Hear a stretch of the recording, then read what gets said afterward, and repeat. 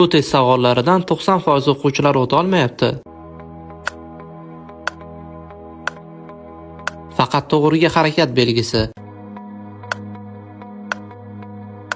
Kirish taqiqlanadi. Yo'l berish belgisi.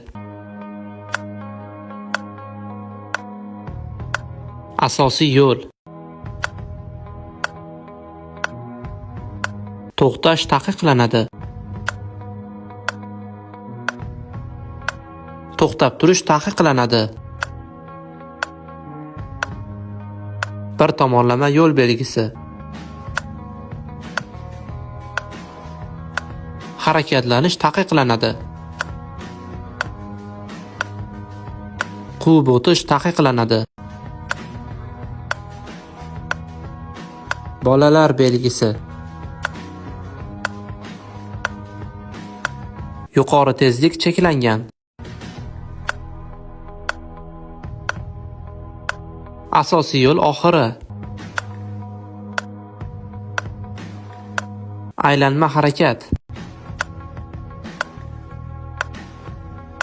Tavsiya etilgan tezlik.